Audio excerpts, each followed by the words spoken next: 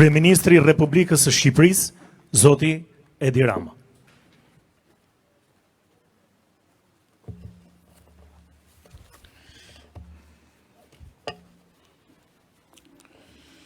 Më vjen shumë mirë që sot kemi plot gjëra për të thënë në kuptimin e gjërave të bëra dhe bazuar mbi plot gjërat që kemi bërë, kemi plot arsye për të qenë më shumë se sa të inkurajuar për të nesërmen. Duke kthyer kokën mbrapa dhe duke e rimar fillin e fjalës aty ku e la ministri, është një vërtet e dhimbshme që në ndërkohë që në aspektin e integrimit të ushtrisë në komunitetin Euro-Atlantik të gjithë bën përpjekjet e tyre, në aspektin e përkujdesjes dhe të mbështetjes për ushtrinë tonë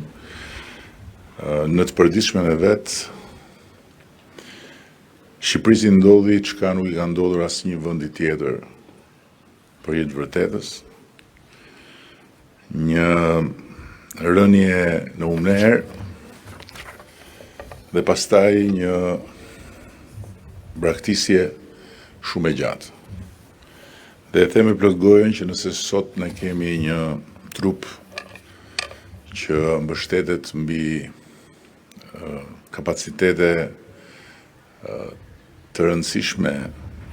njerëzore, ky është i vetmi aset i trashëguar nga e shkuara, që është kapaciteti i drejtuesve të sotëm të forcave të armatosura, falë të cilëve dje këto forca i mbijetuan me shumë vështirësi një sfidë të paparë si rezultat i shëmbjes së shtetit dhe pastaj i kthimit kurrizit nga ana e shtetit ndaj forcave të armatosura. Nga një anë është krenari, them se ne në 10 vite kemi 10 fishuar investimet në fushën mbrojtjes, një rritje që nuk ka ndodhur në asnjë fushë tjetër me një ritëm të tillë, por nga ana tjetër është vërtet dramatike të mendosh se kur ne morëm detyrën, forcat e armatosura të Republikës së Shqipërisë mbështeteshin me 28 milion euro investime. Një shifër që sot është shumë më e vogël se sa shifra që ne kemi investuar vetëm për emergjencat civile. Më vjen mirë po ashtu dhe jam shumë krenar që kemi arritur dhe përsëris me shumë mirënjohje për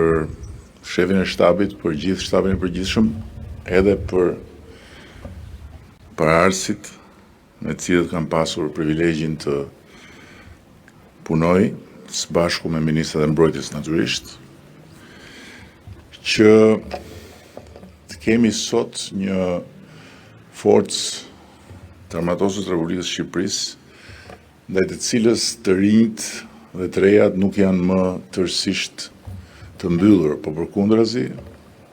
drejt së cilës kanë filluar dhe po i hedhin gjithnjë më shumë syt. Dhe këtë e tregon edhe pesfishimi i rekrutimeve dhe arritja e përmbushjes së objektivit për numër rekrutësh të vendosur nga shtabi i përgjithshëm. gjë që më parë ishte e pamundur. Nga ana tjetër, është fakt edhe i konfirmuar në vazhdimsi nga aleatët tanë që cilësia e mësimdhënies ushtarake është rritur në mënyrë të ndjeshme. Sot ne kemi ushtrinë më të mirë paguar të rajonit Ballkanit Perëndimor, ndërkohë që kur morëm detyrën kishim ushtrinë më të keq paguar dhe më të keq trajtuar në të gjithë rajonin tonë, se pastaj po të vazhdojmë më tutje me Europën, as nuk kemi çfarë krahasimi të bëjmë. Dhe praktikisht jemi sot në një pagë mesatare 1.550 euro, që më lejoni t'ju garantoj nuk është stacioni ynë i fundit, por është vetëm një nga stacionet për të shkuar drejt objektivit që e kemi ndarë me ju në kryet herës, edhe kemi mirë kuptuar mosbesimin tuaj total. Kur ju kam thënë që ne do të arrijmë të kemi një ushtri shqiptare të paguar në mesataren e forcave të armatosura të NATO-s. Jemi duke ju ofruar ndjeshëm asaj mesatare, po kemi ende hapa për të bërë. Nga ana tjetër, sot me falë mikpritjes suaj këtu edhe për kujdesjes së shefit shtabit dhe të gjithë bashkëpunëtorëve të tij, na u dha mundësia të shikojmë një ekspoze shumë domethënëse të gjithë kapaciteteve të forcave tona të armatosura në aspektin e fuqisë së zjarrit dhe jo vetëm, dhe të gjitha kapaciteteve logjistike, dhe është vërtet një ekspoze shumë inkurajuese. Nuk do të ndalemi këtu pa diskutim, por ama mund themi që sot kemi një bazë për ta parë të nesërmen me shumë më tepër kurajo, dhe për që është shumë më të vendosur që nesër dallimi me sot, nuk po egzagjeroj, tjetë si sot dallimi me dje. Dua të them që përkujdesja për efektivët nuk është thjesht një çështje pagash, patjetër pagat janë shumë të rëndësishme, por është dhe një çështje respekti për dinjitetin e tyre në kushtet në të cilat ata punojnë, stërviten, jetojnë, dhe prandaj edhe ne i kemi dhënë dhe jemi rëndësi ende më të madhe gjithë infrastrukturës. Sot këtu jemi përpara një zhvillimi kuptim plot, që nuk është thjesht zhvillimi i disa godinave moderne, por godina që në brendin e tyre do të kenë pajisjet më të avancuara të kohës për të garantuar një cilësi maksimale me standardet e NATO-s të gjithë përgatitjes efektive. Por ende më tutje ne kemi nisur një program mbështetje për familjet e efektive, dhe sot janë 179 efektiv që kanë përfituar nga një kredi me zero interes për shtëpi, dhe ky program do zgjerohet dhe do të jenë të mirëseardhur të gjithë, sidomos rekrutët dhe rekrutet e reja, për të pasur akses në këtë program. Natyrisht do duhet martohen, kuptohet se beqarët na duhen këtu në front 24 orë, në momentin kur do ndani frontin mes luftës dhe dashurisë, atëherë do keni akses edhe në një kredit put pa diskutim.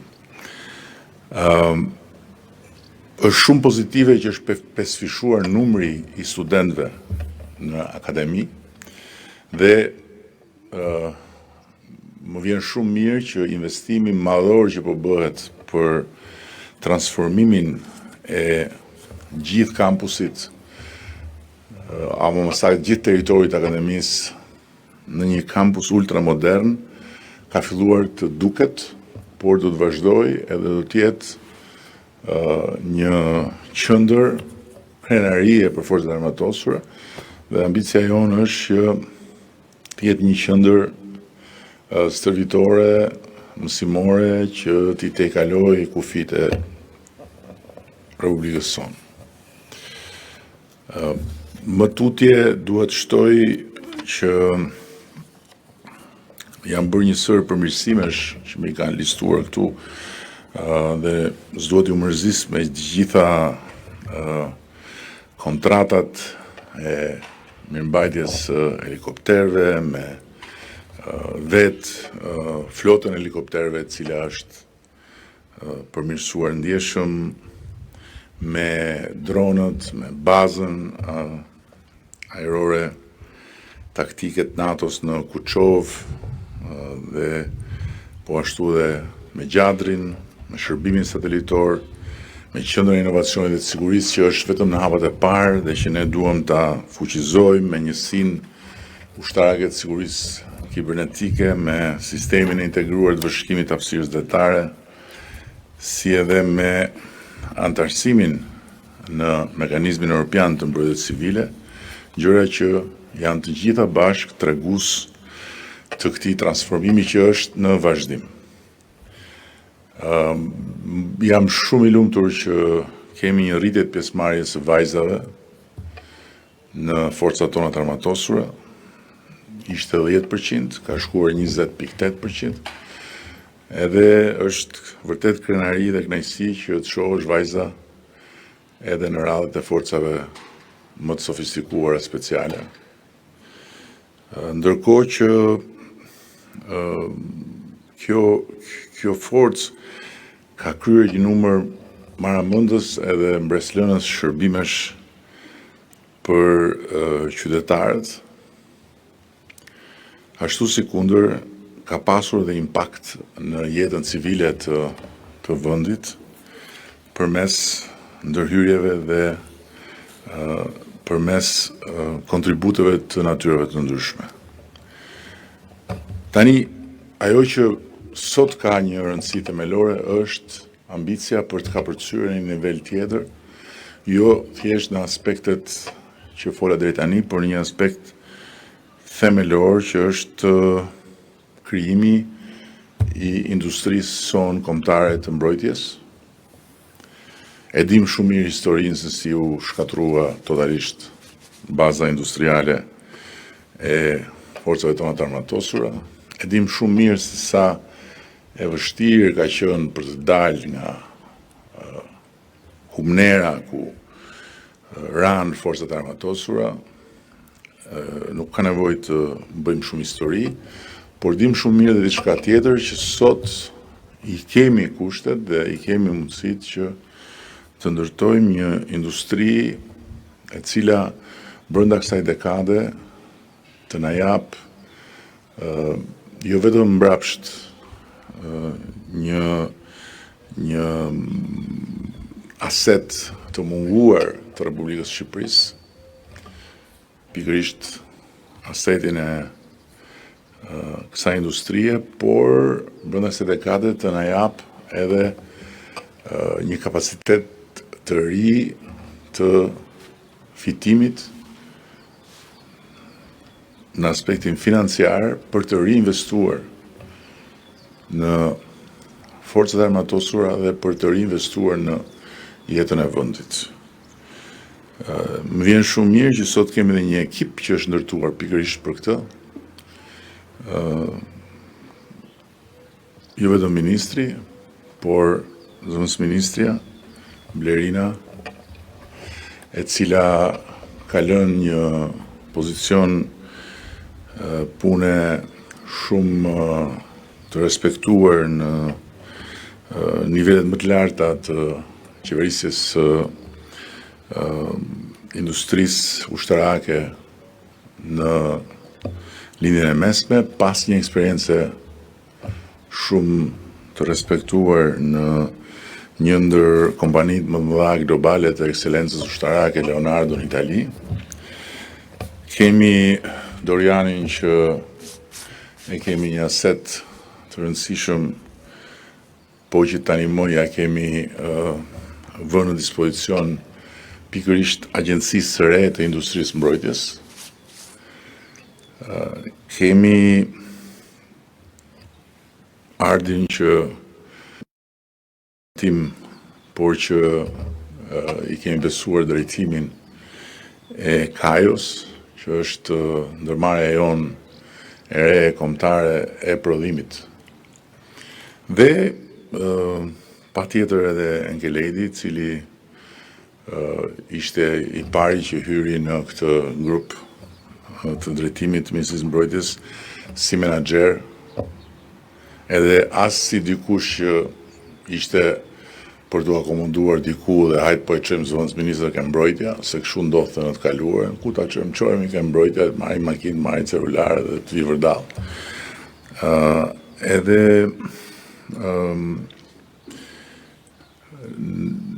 kemi mbi të gjitha një filozofi të re në këtë drejtim për të investuar të gjitha këto kapacitetet të reja financiare në dispozicion të mbrojtjes për të marrë mbrapsht atë që investojmë. Jo thjesht dile blej dhe pastaj mbaj atje se jo s'ka mirëmbajtje, jo po s'punon kjo, jo po s'ka pjesë këmbimi për këtë, por prodhim. Dhe jo bëj kontrata përveç se për gjëra ekskluzive të cilat nuk bën asë sens të mendosh të krijosh bazë prodhuese në Shqipëri me kompani të huaja, por fto kompanitë e huaja që duan të bëjnë biznes duke shitur për forcat tona të armatosura që të bashkohen si partner me Kajon dhe të prodhojnë së bashku, edhe për nevojat tona të brendshme, edhe për eksport. Ne do të jemi një vend eksportues i prodhimeve ushtarake brenda kësaj dekade. Ky është qëllimi. Dhe jemi në rrugën e realizimit duke parë se si po ecin edhe diskutimet me kompanitë të mëdha të ekselencës botërore që kanë shprehur gatishmërinë të na bashkohen në këtë aventurë të re. Ndërkohë që pa diskutim, qëllimi ynë është që të shfrytëzojmë industrinë e mbrojtjes edhe për të krijuar një bazë tërheqëse për vajza dhe djemë të talentuar, të specializuar, profesionistë që jo vetëm të mos largohen nga vendi, por dhe të kthehen nga jashtë, duke kontribuar në këtë industri, sepse do të kenë paga që do të jenë absolutisht dijitoze dhe do të jenë absolutisht të arsyeshme për kërkesat e tyre. Thënë gjitha këto, dua ta mbyll duke nënvizuar faktin që edhe në aspektin e pronave të ushtrisë duhet bëjmë një hap të rëndësishëm për një kohë shumë të gjatë, shumë gjatë, ushtria shqiptare është zhveshur nga shumë prona në mënyrë spontane, në mënyrë kaotike, në mënyrë shpeshherë të pakuptueshme. Në ndërkohë që sot e gjithë ditën ushtria shqiptare disponon shumë asede të fjetura, të cilat janë aty për inerci, por që nuk përdoren dhe as nuk vjen në punë, as nuk lëshohen një situatë që ne duhet të adresojmë me të njëjtën filozofi. Ministria e Mbrojtjes duhet të bëhet qendër edhe e këtij aspekti, do me thënë e zhvillimit të pronave që nuk janë prona që do të përdoren nga forcat armatosura për qëllime ushtarake, por që janë prona të cilat janë të forcave të armatosura. Dhe filozofia jonë është që duke ndërtuar, siç bëjnë gjitha Ministritë e Mbrojtjes së NATO-s, siç bëjnë të gjithë vendet e zhvilluara, duke ndërtuar partneritete dhe jo duke i lëshuar pronat për hiç asgjë, por duke qenë pjesë në këto partneritete, edhe në këtë drejtim, Ministria e Mbrojtjes dhe Forcat Armatore të mund të marrin të ardhura, sepse ushtria sot kërkon shumë para. Edhe të gjithë po rrisin buxhetet, normal. Por ama nga ana tjetër, ky territor, ky sektor, ky drejtim ka i potencial edhe për të bërë shumë para për ushtrinë. Pra, për të qenë të mençur në mënyrën se si investojmë taksat e shqiptarëve dhe për të krijuar një bazë prodhuese, një bazë eksportuese, një bazë administrimi të burimeve në mënyrë që të kemi një ushtri që të jetë vërtet një pikë referimi kombëtar, të jetë një aset i admirueshëm për të gjithë dhe të jetë një hapësirë ku cila do të shohë një të ardhme dhe të ketë ambicien që të bëhet pjesë e forcave të armatosura, qoftë me uniformë, qoftë me kapacitete që lidhen me teknologjinë, që lidhen me shumë shka tjetër që vjen nga jeta civile. Ju falenderoj shumë, me shumë besim dhe me shumë bindje që si sot shohim mbrapa dhe ndjehemi mirë për çka kemi bërë, në fund kësaj dekade, kur të shohim këtë ditë ose këtë moment të këtij rrugtimi, ne do të ndjehemi shumë mirë sepse ushtria, Forcat Armatosura, Ministria e Mbrojtjes, gjithë sektori delikat i garantimit të sigurisë dhe të integritetit territorial dhe kushtetues të Republikës së Shqipërisë do të jetë vërtet një nga pikat më të shkëlqyera të gjithë kurorës vendit tonë. Shumë faleminderit edhe një herë tjetër, edhe me shumë respekt, me shumë mirënjohje për të gjithë ju dhe me shumë mirënjohje në mënyrë të posaçme për familjet tuaja, sepse në fund të ditës ju e dini më mirë se sa unë, po dhe unë di diçka, që kur ne jemi në detyrë, barën më të rëndë edhe sakrificën më të posaçme, në fakt e kanë familjet tona, e kanë bashkëshortet, e kanë fëmijët dhe të afërmit. Kështu që me shumë respekt dhe mirënjohje për ta, ju uroj të gjithëve çdo të mirë, edhe ndjes që në një ditë të shtunë, megjithëse ju s'keni të shtuna dhe djela, po në një ditë të shtunë ishit detyruar të dëgjonit fjalimin tim. Gjë që nuk e keni për herë të parë, jam i sigurt, edhe gjë që ju ndodh rregullisht kur hapni televizorin, po gjithsesi për sa kohë nuk kam dalë akoma në frigorifer, ndjehuni gjithsesi, domethënë mirë, se të paktën kur hapni frigoriferin nuk ju dalun aty. Shumë faleminderit.